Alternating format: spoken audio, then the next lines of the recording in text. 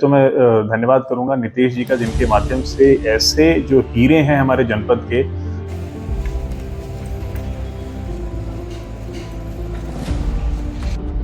मेरे को कुछ लगवा के काम कर रहे हैं, किसी को समझ नहीं। ठीक है, मैं डिटेल्स पे बात करूँगा।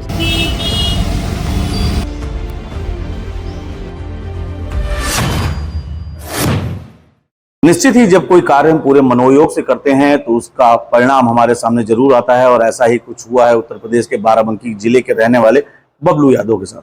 बबलू यादव उन मेहनतकश लोगों में आते हैं जो अपनी शारीरिक समस्याओं को दरकिनार करके बल्कि समाज में एक नई प्रेरणा जागरूक करते हैं, और वो भी ऐसी प्रेरणा जिससे न सिर्फ समाज को बल्कि पर्यावरण को भी लाभ होता है।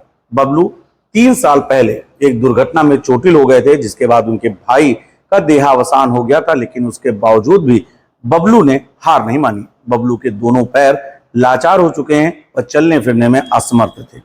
उन्होंने ट्राईसाइकिल का सहारा लिया। ऐसे में उनके सामने संकट था अपनी जीविका चलाने का, लेकिन बबलू ने हार नहीं मानी बल्कि अपने हौसलों को और मजबूत किया और अपनी जीविका चलाने के साथ साथ पर्यावरण को संरक्षित करने का भी एक वृहद संदेश देने का मन बनाया। बबलू यादव उत्तर प्रदेश के बाराबंकी जिले के मनेरा के रहने वाले हैं। यह अपनी ट्राईसाइकिल पर औषधीय गुणों से भरपूर पौधों को न सिर्फ बेचते हैं बल्कि लोगों को कम कीमत पर मुहैया भी कराते हैं। यह दिन भर नर्सरी जो इन्होंने अपने गांव अपने घर पर ही बना रखी है, उसमें पौधों को तैयार करते हैं और उसके बाद ट्राईसाइकिल पर इन पौधों को लाद कर शहर की गलियों में देर रात तक बेचते हैं। यही नहीं, जब रात ज्यादा हो जाती है तो किसी मंदिर या किसी स्थान पर यह सो जाते हैं और अगले दिन सुबह अपने घर जाते हैं। यह खबर द कैमरा 1999 ने आप सभी को प्रमुखता से दिखाई थी। अब इस खबर का न सिर्फ व्यापक असर हुआ है बल्कि प्रशासनिक अधिकारियों ने भी इसका संज्ञान लिया है, और इसके साथ ही सरकार ने भी बबलू यादव की इस मेहनत का संज्ञान लिया है। बाराबंकी के डीएफओ आकाशदीप बधावन ने बताया कि ऐसे लोग समाज में विरले ही हैं जो न सिर्फ अपनी मेहनत से पहचान बनाते हैं बल्कि लोगों के लिए एक जागरूकता बनते हैं और लोगों को प्रेरणा देते हैं।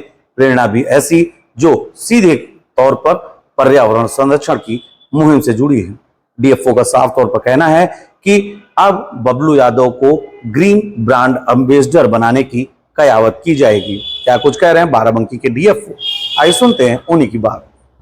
देखिए, विभाग का इसमें सबसे पहले तो मैं धन्यवाद करूंगा नीतीश जी का, जिनके माध्यम से ऐसे जो हीरे हैं हमारे जनपद के, जो पर्यावरण के लिए ही नहीं सोसाइटी एट लार्ज के लिए एक बहुत बड़ा मैसेज कन्वे कर रहे हैं। तो बबलू यादव जी का जो कार्य है यहाँ पे, जो अपने पौधे वहां पे बेच रहे हैं पूर्ण लगन के साथ और निष्ठा के साथ, इसमें वन विभाग को मीडिया के माध्यम से जब ये पता लगी है खबर नीतीश जी के माध्यम से, तो इसमें हम कोशिश कर रहे हैं कि इनको हमारे ग्रीन एम्बेसडर के रूप में इनको प्रेरित किया जाए।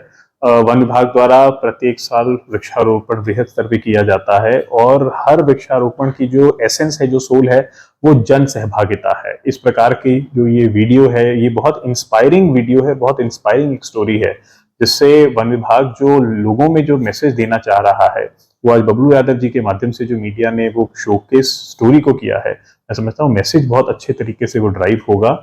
इसमें विभाग की तरफ से इनको हम कोशिश करेंगे कि अपने ग्रीन एम्बेसडर के रूप में इनको पिच करें इनको, ताकि लोगों को इसमें और भी ज्यादा बढ़ चढ़ के एक इमोशनली भी लोगों का इसमें कनेक्ट होगा।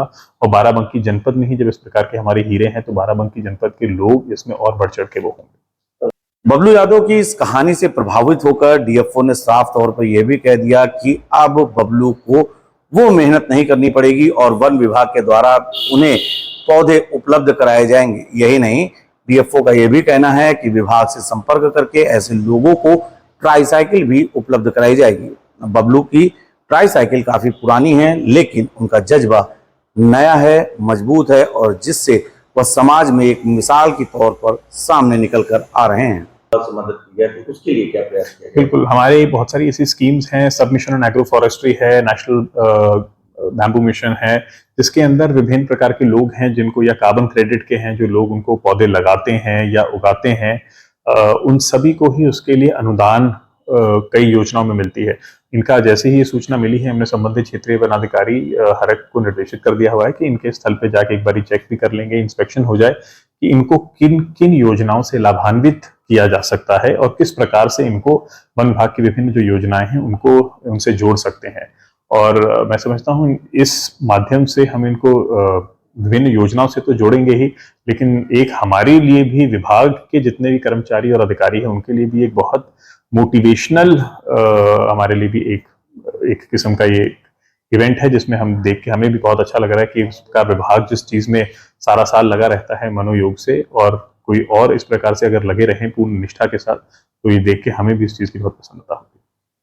द कैमरा 999 ने बबलू यादव की इस कहानी को प्रमुखता से दिखाया था, जिसके बाद प्रशासनिक अधिकारियों के साथ साथ सरकार ने भी इसका संज्ञान लिया है और अब इस पूरे मामले पे बबलू को पर्यावरण के संरक्षण का संदेश देने वाला व्यक्ति न सिर्फ मानकर बल्कि स्वीकार कर उनके लिए तमाम कार्य किए जाएंगे। निश्चित ही बबलू उन मेहनतकश लोगों में है जो यह संदेश देते हैं कि शरीर की अपंगता उनके बौद्धिक और उनके शारीरिक कार्यों में आड़े नहीं आ सकती, सामने नहीं आ सकती है। तमाम आपने तस्वीरें ऐसी देखी होंगी, जो लोग अपंग हो जाते हैं वह भीख मांगने, भिक्षावृत्ति जैसे कार्य करने लगते हैं, लेकिन बबलू की कहानी इन लोगों से जुदा है, अलग है, क्योंकि बबलू मेहनत करके अपना जीविकोपार्जन करना चाहते हैं और कहीं ना कहीं उनकी यह मेहनत रंग लाई है। पिछले 3 सालों से वह औषधीय गुणों से भरपूर पौधों को शहर की गलियों में घूम घूम कर मुनासिब दामों में लोगों को मुहैया करा रहे हैं। बहरहाल बबलू की यह कहानी आपको कैसी लगी हमें जरूर बताएं। धन्यवाद।